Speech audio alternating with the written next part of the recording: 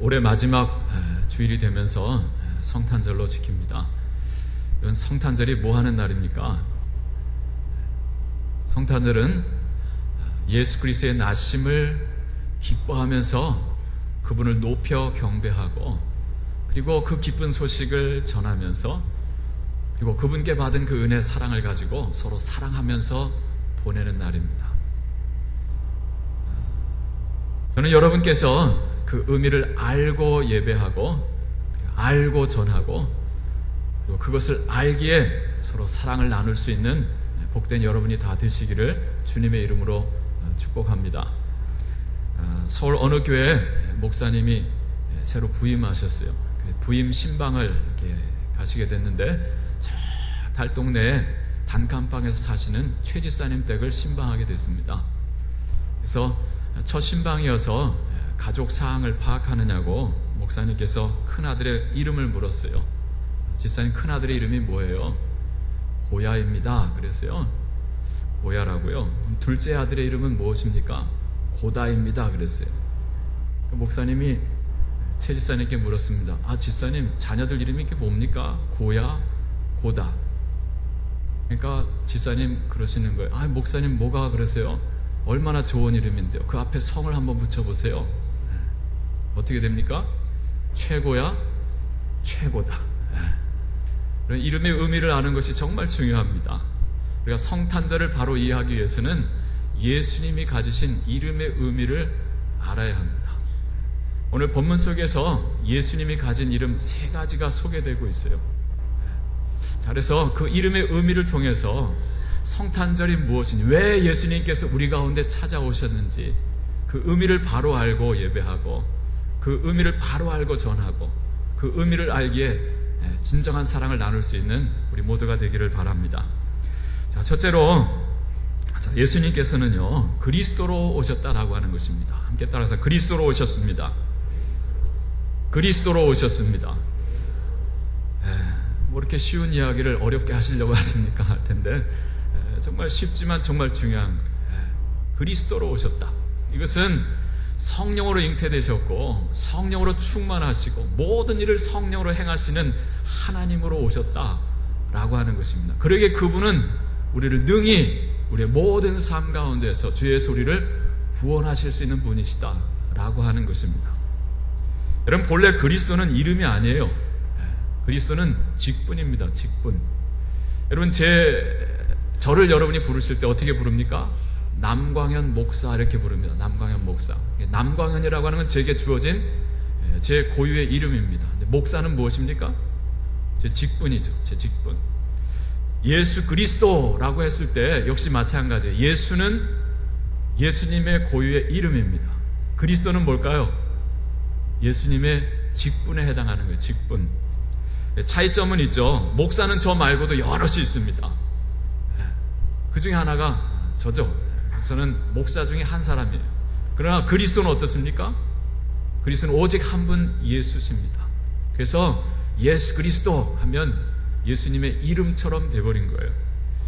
자, 16절 말씀에 보면 야곱은 마리아의 남편 요셉을 낳았으니 마리아에게서 그리스도라 칭하는 예수가 나니라 그랬어요. 자, 예수가 나니라 하는 그 앞에 뭐라 그랬어요? 그리스도라 칭하는, 달리면 그리스도라 이름하는 예수가 나셨다라고 하는 것입니다. 여러분이 그리스도는 번역된 말입니다. 그리스도. 본래는 히브리 말로는 무엇입니까? 메시아라고 그러죠. 메시아. 요한복음 1장 41절에 보면 메시아는 번역하면 그리스도다 그렇게 했습니다. 그리스도.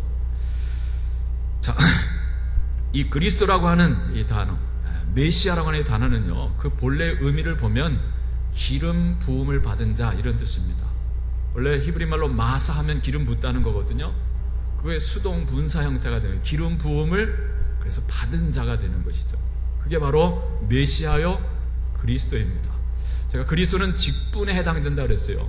구약 성경에서 그리스도, 기름 부음을 받는 이 메시아, 3 직분이 있습니다. 기름 부음을 받아서 임명되는 직분은 첫째는 왕이고요, 둘째는 제사장이고, 셋째는 선지자입니다. 왕과 제사장과 선지자는 기름 부음을 받고 그 직분을 감당했어요.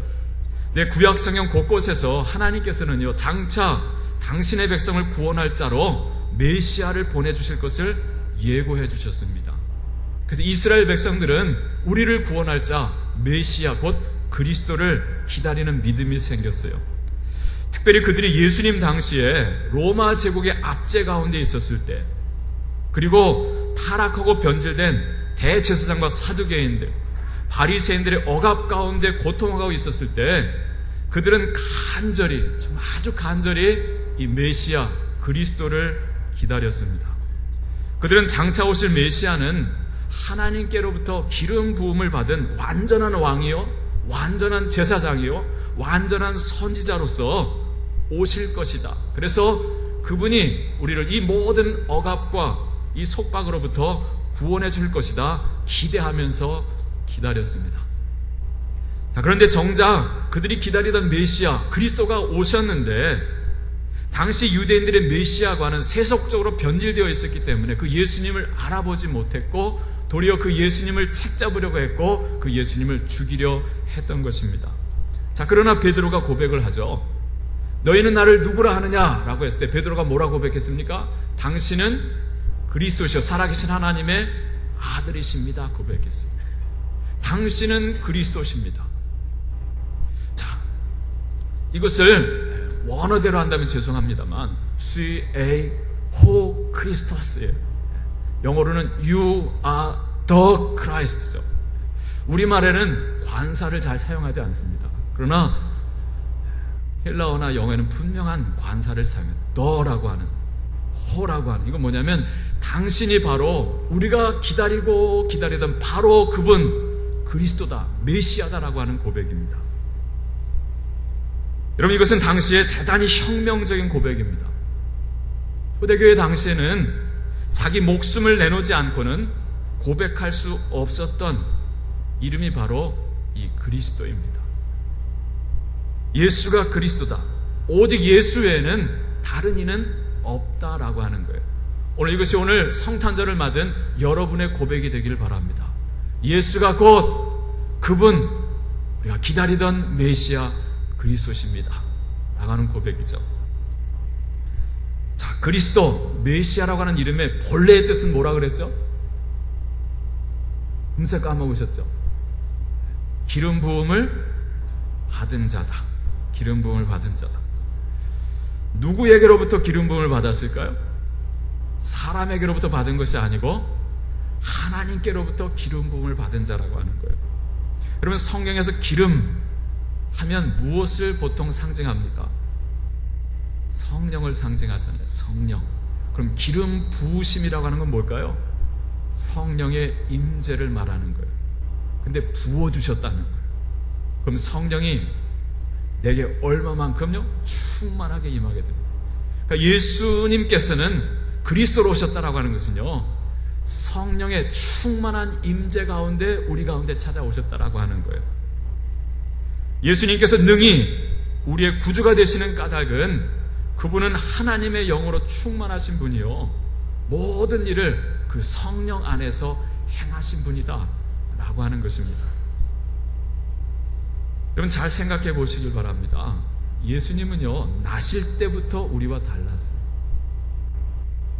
오늘 보면 18절로 20절 말씀은 예수님께서 이 땅에 오시긴 오셨는데 어떻게 오셨느냐? 성령으로 잉태되어 오셨다라고 했습니다.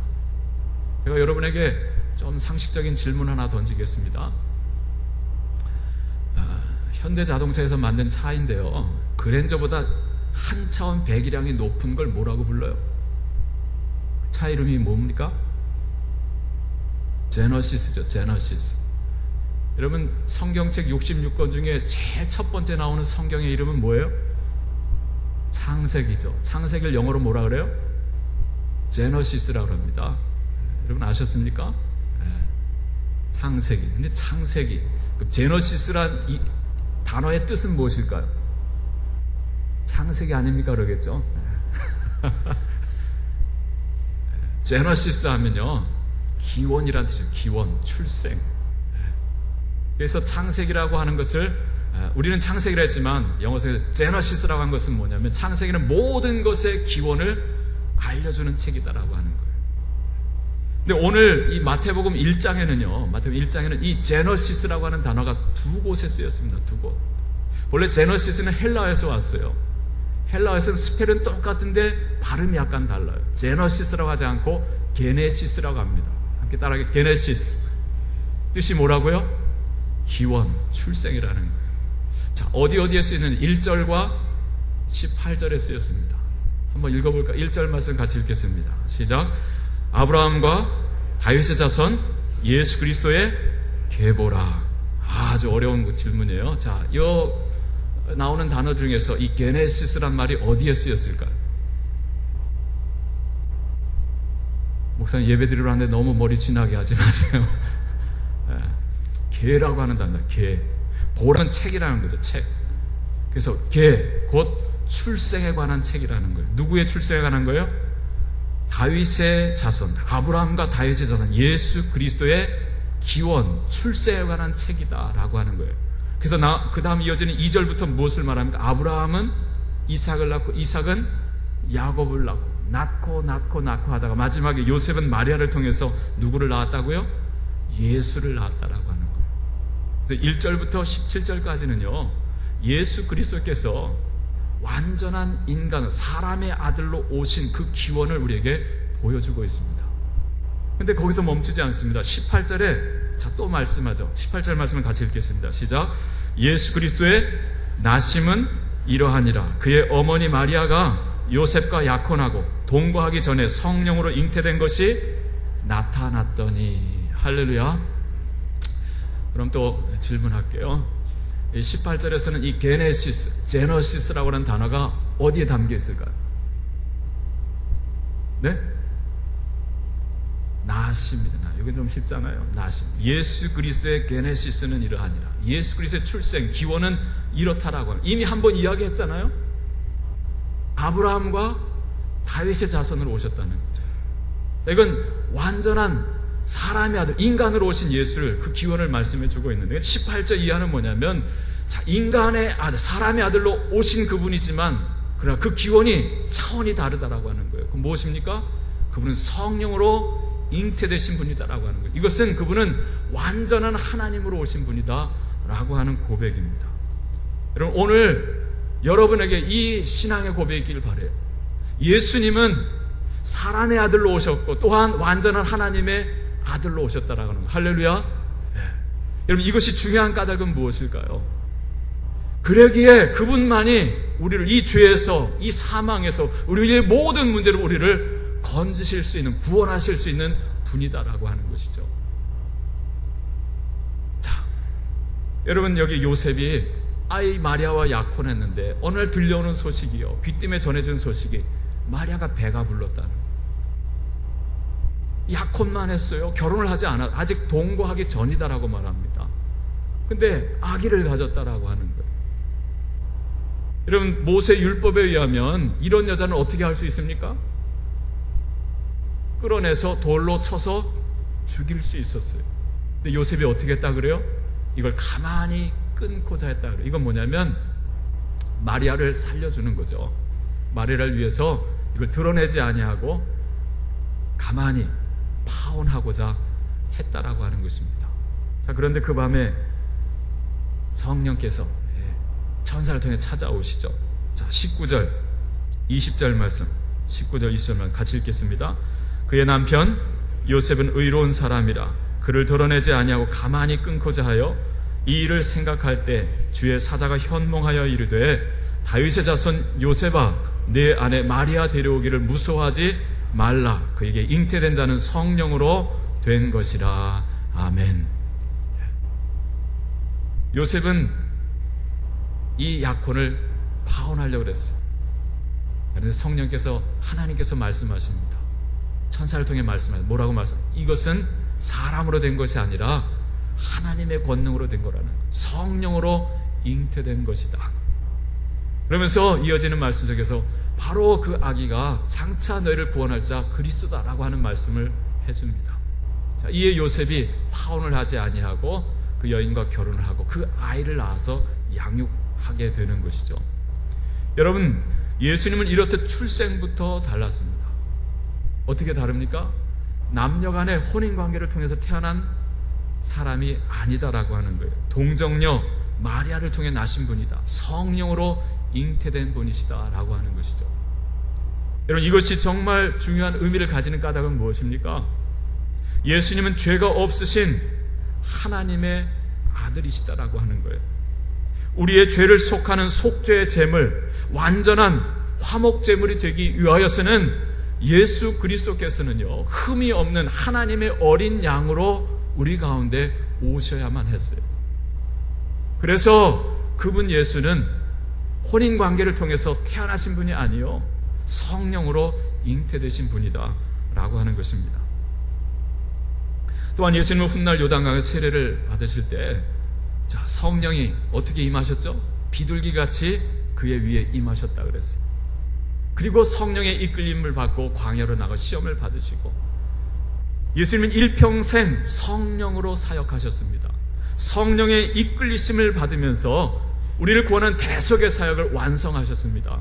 그리고 마침내 우리에게 성령을 약속해 주셨고, 그리고 성령을 보내주셨습니다. 예수님은 시작부터 끝까지 성령이셨습니다. 이것이 바로 이분 예수께서 우리의 구주가 되시는 까닭이요 이유인 것입니다. 우리 주님 예수님은 성령으로 잉태되신 하나님이십니다. 성령으로 충만하신 분이시고 성령의 인도하심을 받고 성령으로 모든 것을 완성하신 하나님, 그리스도로 오신 분이십니다. 오늘 여러분에게 이 신앙의 고백이길 바랍니다. 예수님 완전한 인간으로 오셨고 또 완전한 하나님으로 오셨기에 그분이 우리를 등이 구원하실 수 있는 메시아가 되신다라고 하는 것입니다. 자, 두 번째로 우리 주님은 예수란 이름으로 오셨다라고 하는 거예요. 어떤 이름으로 오셨다고요? 예수. 함께 따라서 예수로 오셨습니다. 예수로 오셨습니다. 어느 동네 목욕탕이 있는데요, 목욕을 하는데 목욕 요금이 사람마다 좀 다르대. 주인이 딱 보고서 값을 매기는 거예요. 그냥 보통 사람이 오면 5,000원. 자, 그런데 술 취한 사람이 들어오면 6,000원을 부른다. 거지가 들어오면 7,000원을 부른다 그래요. 1년에 딱 한 번 목욕하러 오는 사람은 8,000원을 부른다고 합니다. 왜 그럴까요?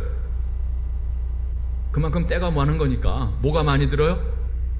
물을 많이 쓰잖아요. 그러니까 물값을 더 받는다는 거죠. 상당히 합리적이잖아요. 근데 그 목욕탕에 정치가가 들어가면 얼마를 받는지 아세요? 10,000원을 부른대요. 10,000원. 그만큼 정치가들이 부패했다라고 하는 거죠.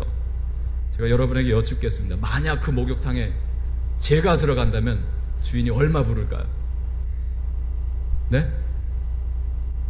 10,000원, 100,000원. 저를 보시는 여러분의 마음을 알 수 있을 것 같아요.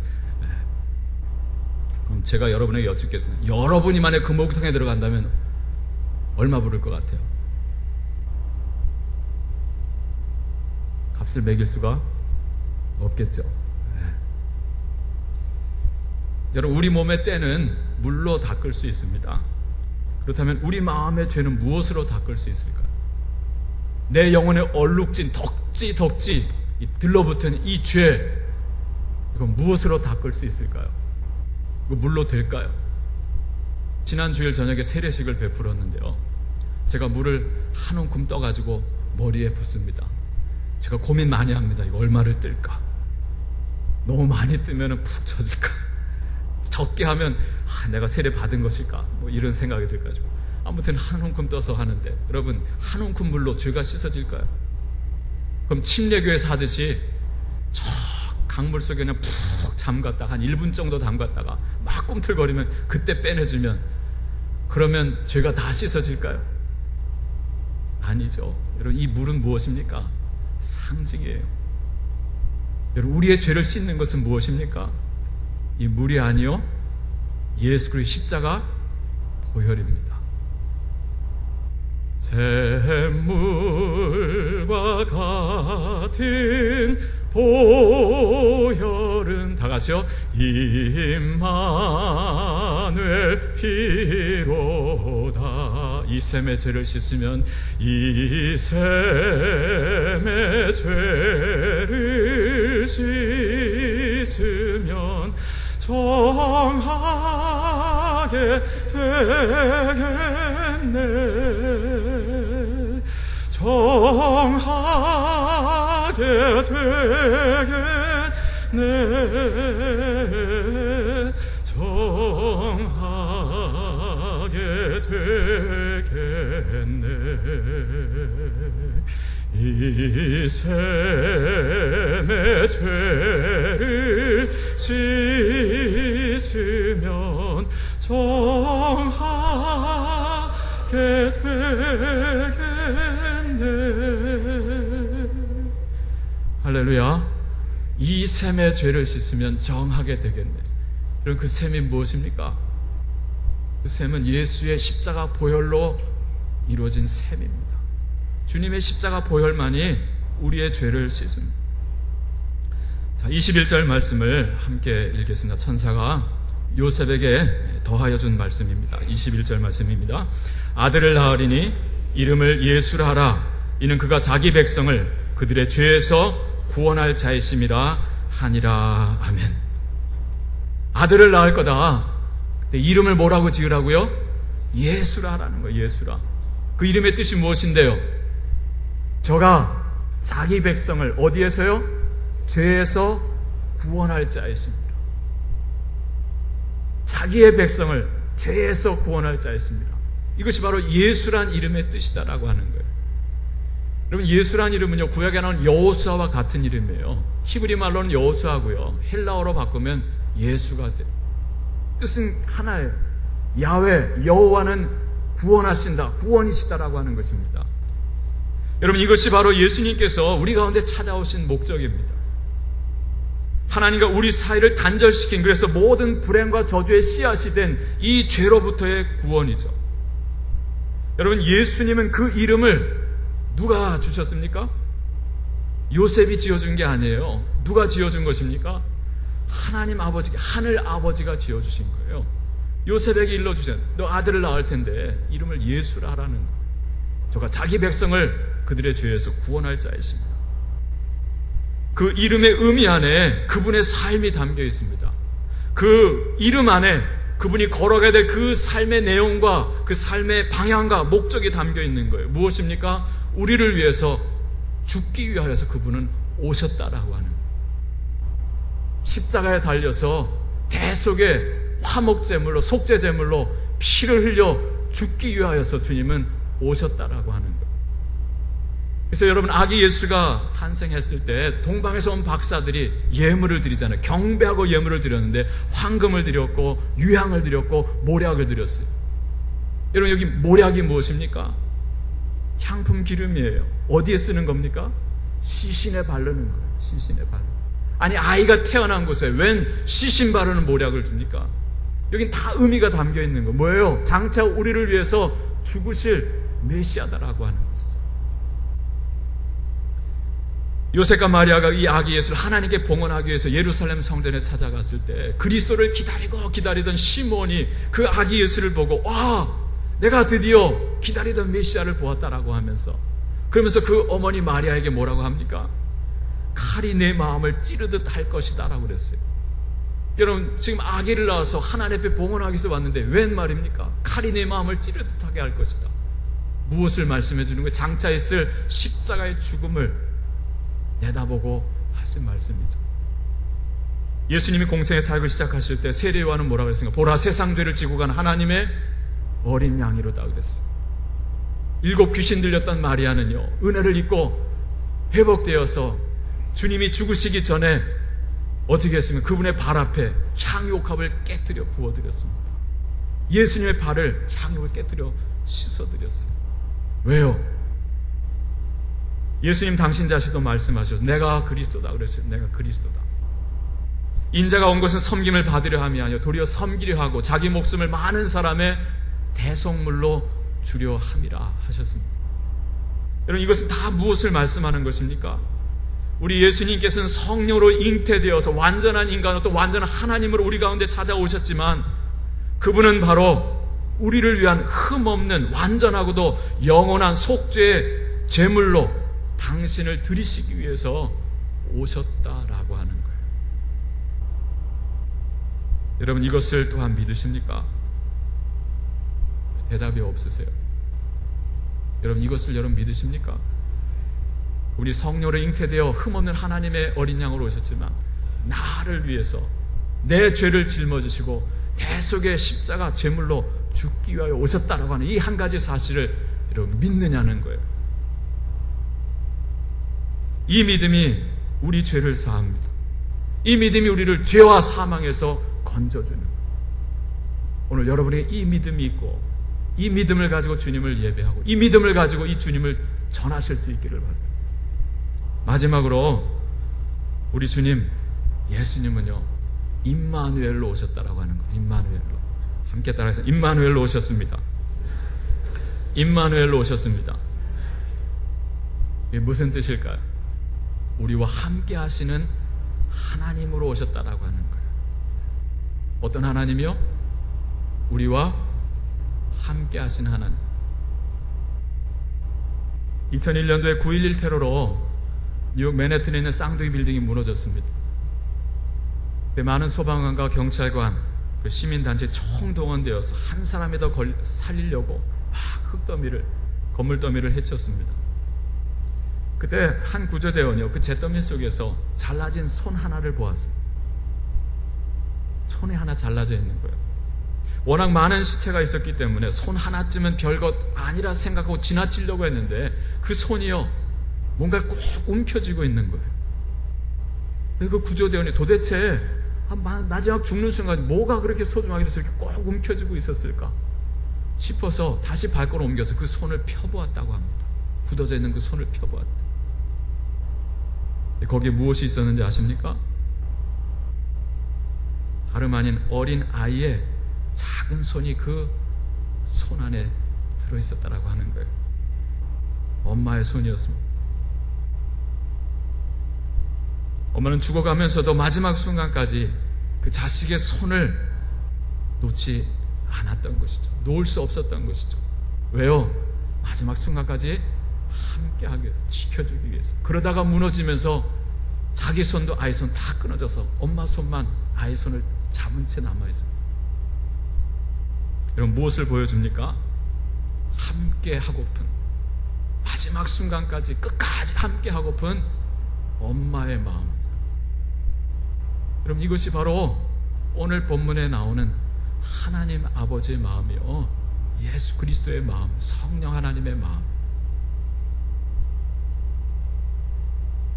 여러분, 목사의 마음도 다른 데 있지 않습니다. 여러분, 목사의 마음, 목사의 기쁨은 뭔지 아세요? 여러분과 늘 함께 하고 싶은 거예요. 양무리들과 모든 순간 모든 것을 함께 하고 싶은 게 목사의 마음. 목사는 교회밖에 몰라요. 교회가 전부예요. 오늘 너무너무 감사한 게요, 우리가 이 성전을 회복해서 이렇게 예배를 우리가 드리는데 오늘 원로 목사님께서 같이 예배를 드리고 있다라고 한 사실입니다. 한평생 교회만 알고 사셨던 분.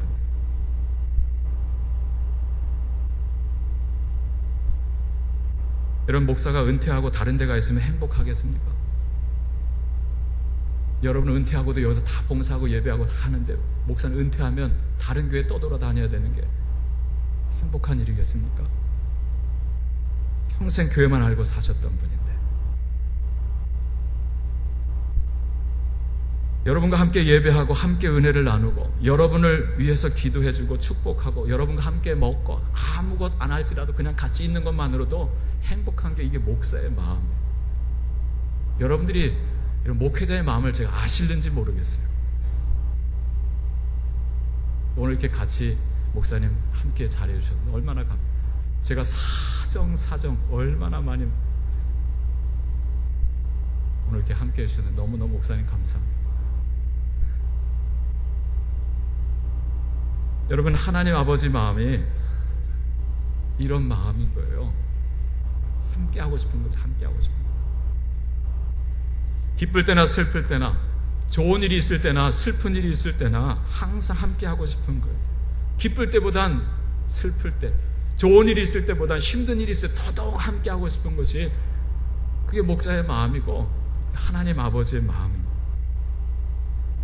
오늘 본문에 예수님의 제자 중 하나였던 마태는요, 요셉과 마리아가 경험한 이 아기 예수의 성령으로 잉태된 사건을 소개하면서, 자, 22절에 뭐라고 하고 있습니까? 이 모든 일이 된 것은 주께서 선지자로 하신 말씀을 이루려 하십니다 라고 그랬어요. 이것이 그냥 우연히 된 일이 아니라 이것이 다 하나님께서 작정하신 일이다라고 하는 거예요. 오래전 선지자를 통해서 말씀하신 것이다라고 하는 거죠. 그 예언의 성취다라고 하는 거예요. 그 선지자가 누구입니까? 자, 이어지는 23절 말씀에 보면 제일 앞에 작은 글씨로 기억이라고 쓰여 있어요. 핸드폰은 제 아무리 쳐다봐도 안 보여요. 각주를 찾아보라요. 기억. 그 각주 찾아가면 뭐라고 되어 있습니까? 이사야서 7장 14절을 보라는 거예요. 이사야를 통해서 예언된 말씀의 성취가 바로 아기 예수가 성령으로 잉태되신 것이다라고 하는 거예요. 우리 가운데 찾아오신 사건이다라고 하는 거예요. 자, 22절 23절을 같이 읽겠습니다. 22절 23절 시작. 이 모든 일이 된 것은 주께서 선지자로 하신 말씀을 이루려 하심이니 이르시되 보라 처녀가 잉태하여 아들을 낳을 것이요 그의 이름은 임마누엘이라 하리라 하셨으니 이를 번역한즉 하나님이 우리와 함께 계시다 함이라. 하나님이 우리와 함께 계시다 합니다. 오늘 마태는요, 예수는 예언된 하나님의 말씀의 성취임을 이야기하면서 예수님이 가진 또 하나의 이름을 우리에게 소개해주고 있어요. 그 이름이 무엇입니까? 임마누엘. 그 이름의 뜻이 무엇이라고요? 이를 번역한즉 하나님이 우리와 함께 계시다 합니다. 여러분, 히브리 말로 임 하면 전치사입니다. 함께란 뜻이, 영어로 하면 with입니다. with. 그 뒤에 우리라고 하는 말이 붙었어요. 우라고 하는 게. 임우 하면 어색해서 임마누로 모음 변화를 일으킵니다. 그리고 그 뒤에 엘로힘 하나님이 붙는 거예요. 곧 우리와 함께 하시는 하나님이라는 뜻이에요. 또는 달리 번역하면 하나님은 우리와 함께 하신다라고 하는, 이게 바로 임마누엘이라고 하는 이름의 뜻입니다. 예수라고 하는 이름이 저가 그 백성을 그들의 죄에서 구원할 자라고 하는 것이라고 한다면 임마누엘은 우리와 함께 하신 하나님이다라고 하는 거예요.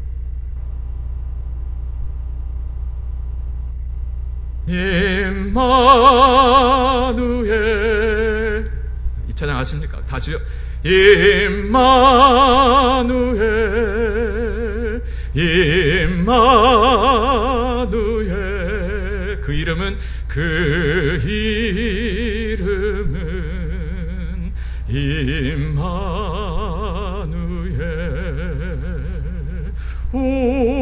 우리와 함께하네.